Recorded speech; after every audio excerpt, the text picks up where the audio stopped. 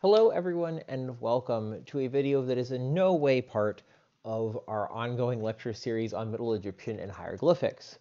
I have decided that in the spirit of April Fools and in the spirit of I have been having a tough semester, it's getting around to final papers and all that, and I wanted to do something fun with this channel, just kind of for my own amusement more so than anything else, that I would be covering something totally unrelated to the Egyptian language, something that is actually related to Egyptian culture, and something that is very much near and dear to my heart, which is my personal, very strong opinions as an Egyptology graduate student on the Egyptian gods that are depicted in part 3 of the anime JoJo's Bizarre Adventures. If you are here for the aforementioned lectures, I'm not stopping those. As I mentioned in my post on my community tab, I will be continuing them again in the summer when the semester is over, and I will also have a lecture that I'm giving at a conference that I will have a practice session uploaded here so that you guys can see what other research I am doing, because I imagine if you're interested in the language, you'd be interested in some of the other cool stuff that I'm up to. This is not in any way necessary to an education or understanding in Egyptian language or culture or history or anything like that. This is just something that I think would be fun. However, if you are, one, interested in JoJo and think it would be interesting to see what the basis for some of these powers are, and if you've watched JoJo, you know already what I'm talking about, or if you are not, but you would like to hear me give what is basically a probably about 20-minute long rant about a show you have never watched that happens to incorporate some Egyptian elements, then please feel free to stick around. And I really hope that you enjoy this as much as I am going to enjoy delivering it. So just for those of you who are part of my regular audience and have not seen JoJo's Bizarre Adventure, it is a shonen, so targeted at generally young men, though it has substantially wider appeal than that. Manga and anime series about the Joestar family. It follows them over a series of generations as they fight through a variety of battles and enemies. It is fundamentally a battle manga, which means that it takes place as a series of fights with some story interspersed between it to tie it together into an overarching narrative. One of the central conceits of JoJo, one of the things that makes it really interesting and has allowed it to keep running for so long with a loyal audience, is that it is divided into a series of parts. Each one has a different core plot, a different set of characters, and oftentimes like a fundamentally different framing.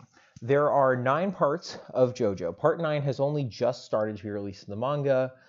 It is going to be the last one. Parts 1, 2, and 3 all tie together really neatly. And they are all true battle manga, where you are watching our heroes fight their way through a series of enemies to get to some dangerous boss of some kind that they then must take down.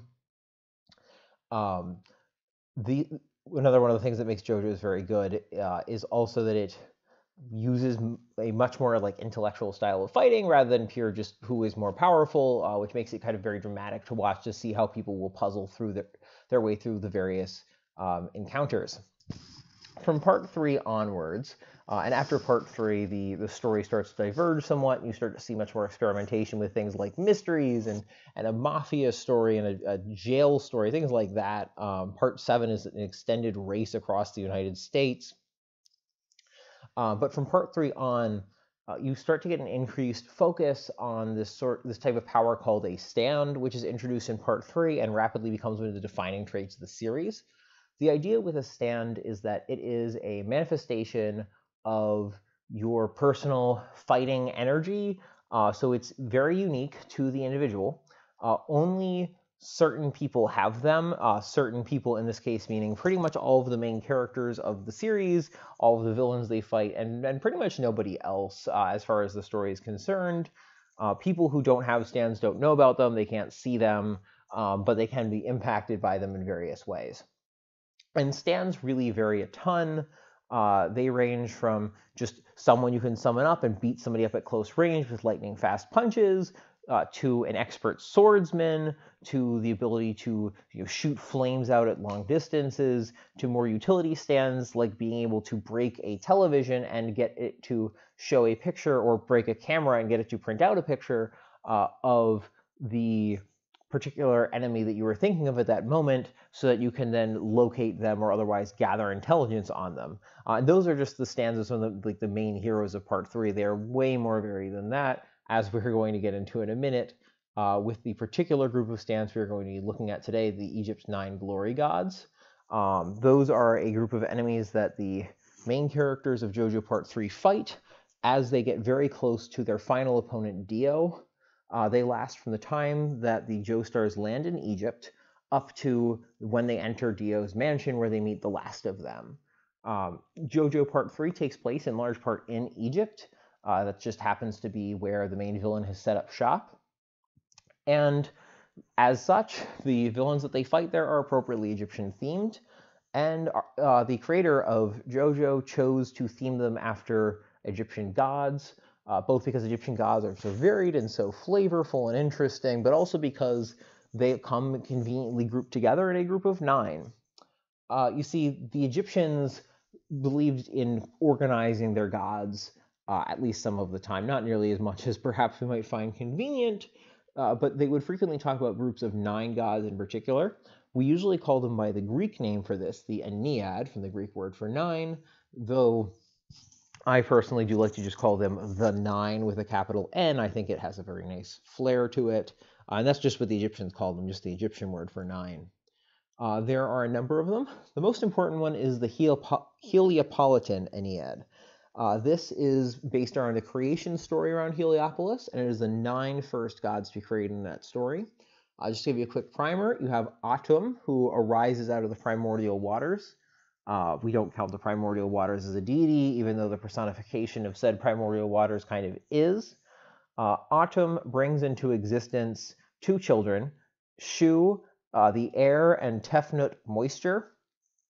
They together produce the ground, Geb, and the sky, Nut. And together the union of the sky and the earth produces Set, the god of chaos, his wife Nephthys, and Isis and Osiris.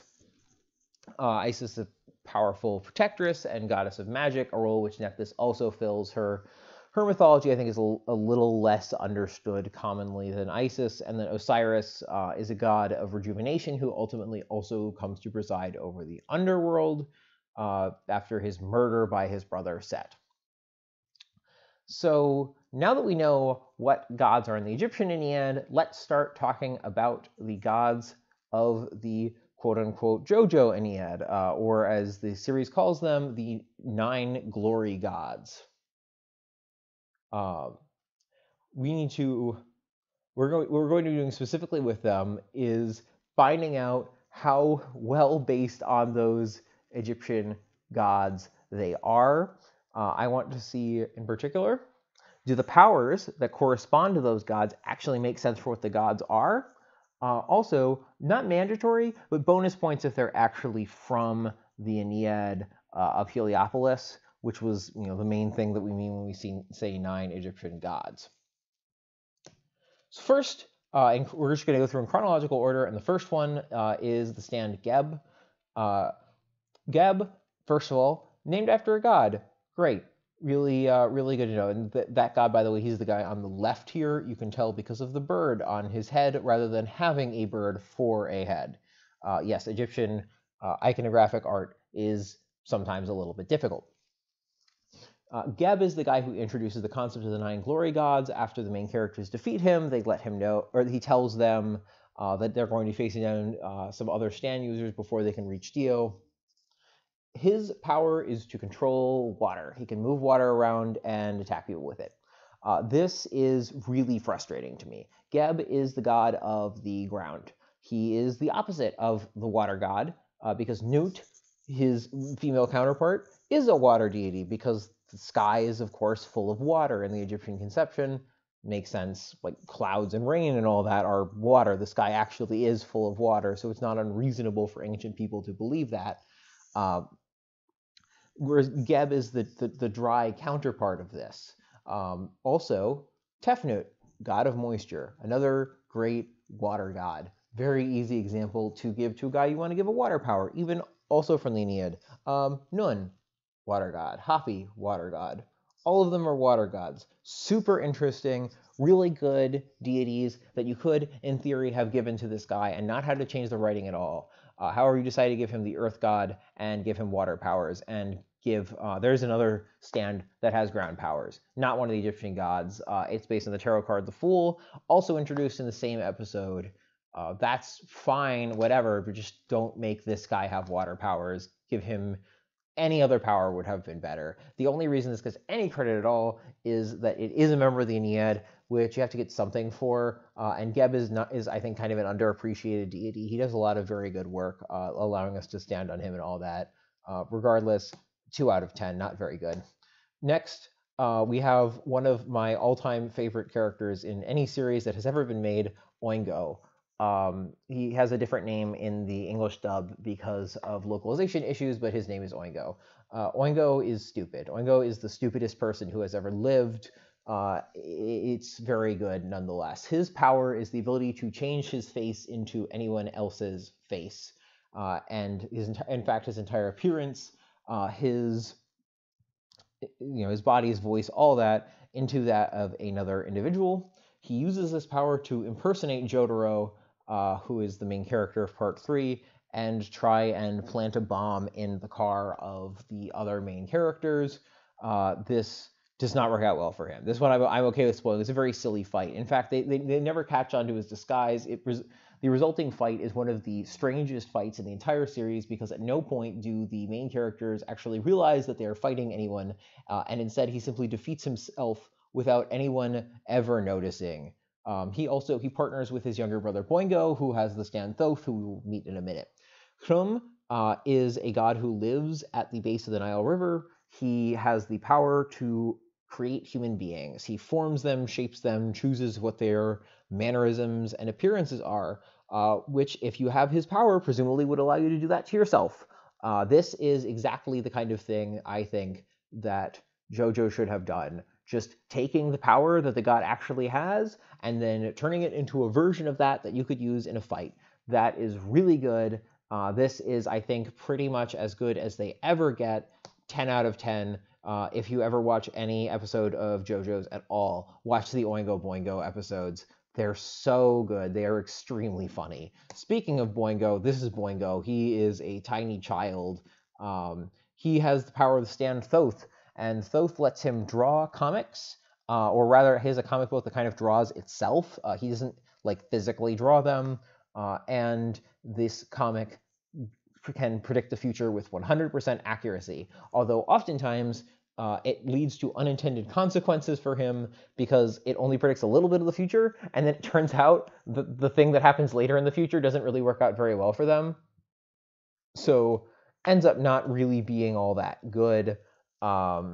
It's really just a comedic stand because of those reversals of fate that tend to happen.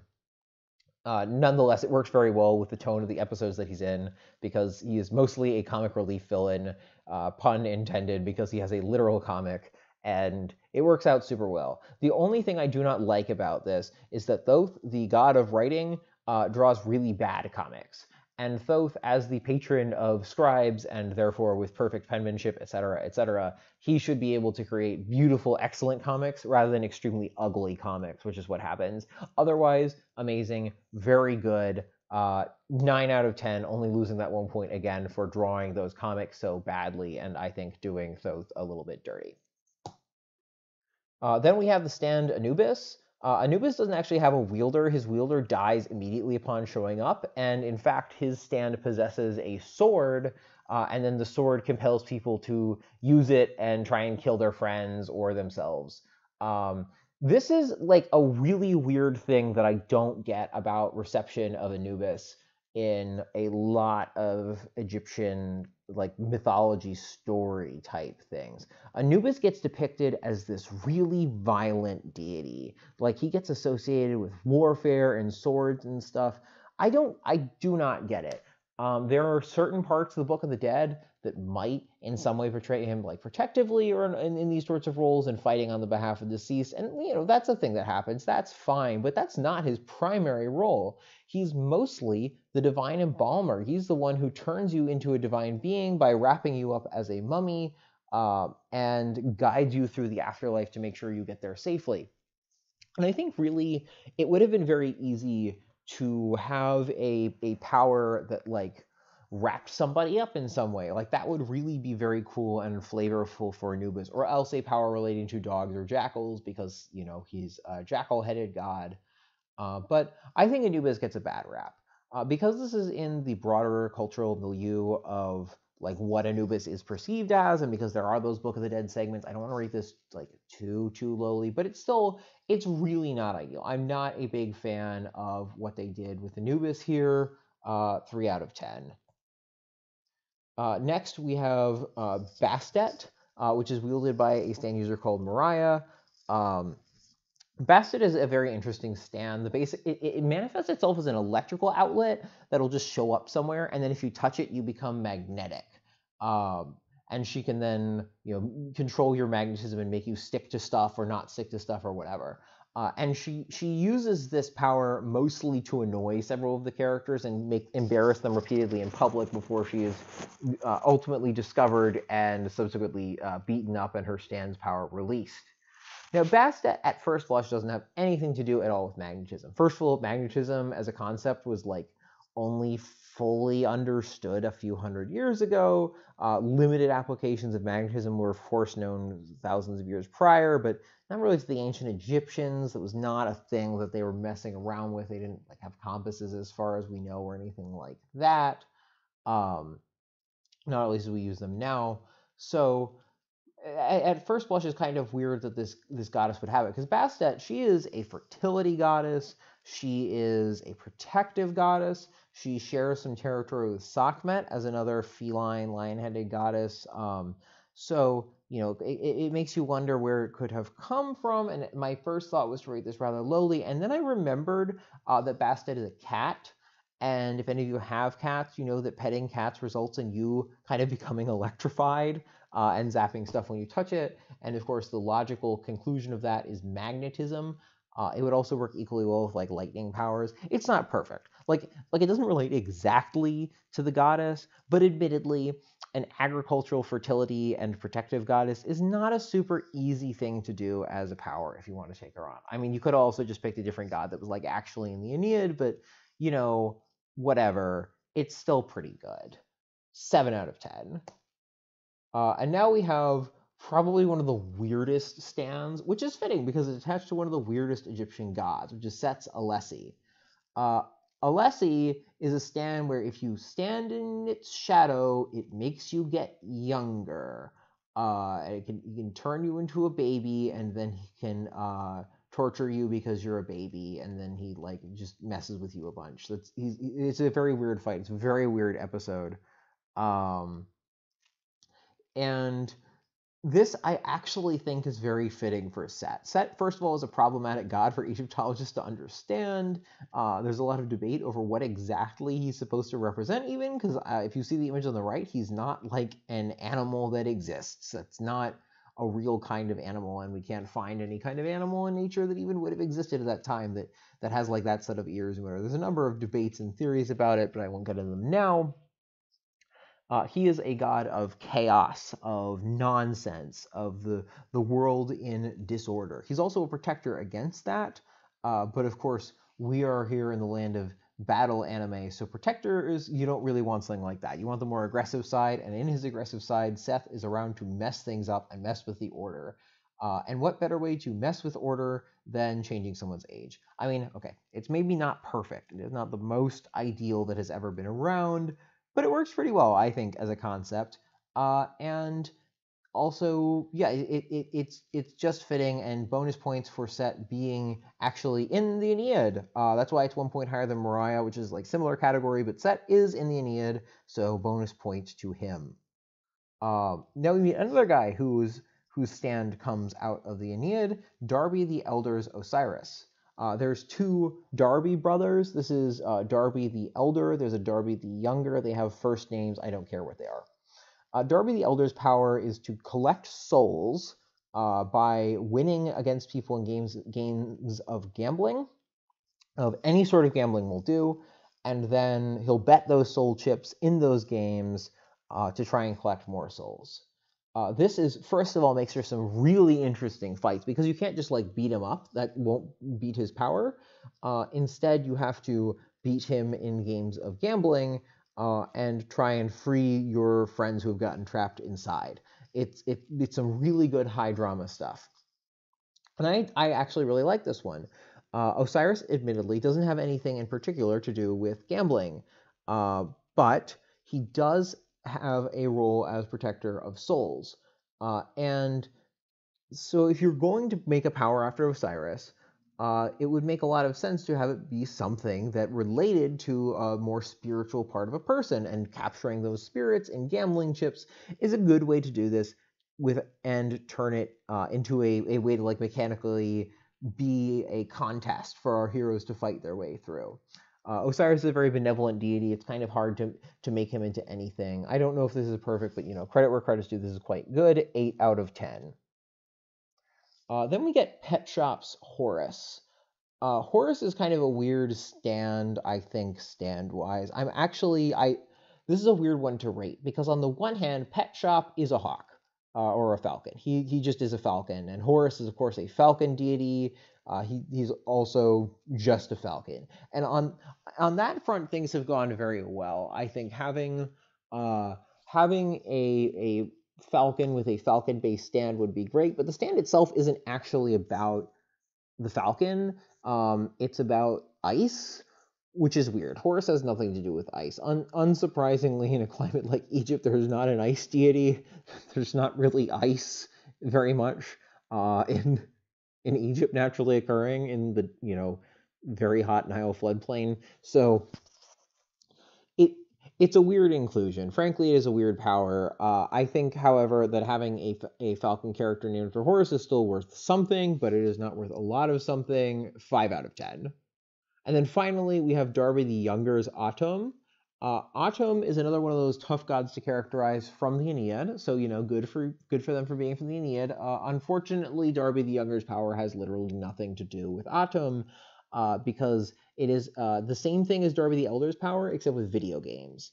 Why they would do that, I don't know. I mean, it's a really funny episode. It's very weird, but also it's just not having anything to do with Atum. Atum is a creative god. He brought things into being. It would be very interesting to see a fight against a guy who could like materialize stuff and create all these cool weapons to fight with and whatever, and constantly change the terrain of the battlefield to make his opponents on their toes. Could be a really cool fight. This fight is also cool. It's just not an Atum fight. The closest we get to Atum is Darby the Younger's ridiculous hat, which looks kind of like the kind of crown that Atum would wear. Otherwise, not terribly good. 1 out of 10, and that 1 point is just perhaps for the hat, and certainly for his being actually using a god from the Ennead. So what's the overall rating? It's okay out of 10. This is okay out of 10. I mean, it's fine. It is, I would say, on average, it's fine. Some of them are really good and flavorful. Some of them are not. I mean, this certainly has introduced people to the names of Egyptian gods they wouldn't otherwise have known, but I don't. As a pedagogical tool, I would not recommend the second half of Jojo Bizarre Adventure Part 3 Stardust Crusaders. I don't really think that would be a way to teach students about Egyptian mythology in any kind of setting. Would I recommend that you watch it? Yes, absolutely. It's really fun. It's a fun anime. It occasionally references ancient Egypt, because I assume if you're watching this channel, you are into ancient Egypt things. But even if you are not in ancient Egypt things, go watch it anyway. It's really fun. Jojo is... I've watched the first 5 parts of Jojo, and I can verify that all of them are at least pretty good. They all have weird moments. It's a very weird show, but it is a really, I think, overall good show. I would rate the show overall like a 9 out of 10, even if the Egyptian mythology references are just an okay out of 10. Normal Egyptological content that you will actually learn things from about like Egypt instead of battle anime will be resuming at the beginning of next month. In the meantime, hope you enjoy this. Goodbye.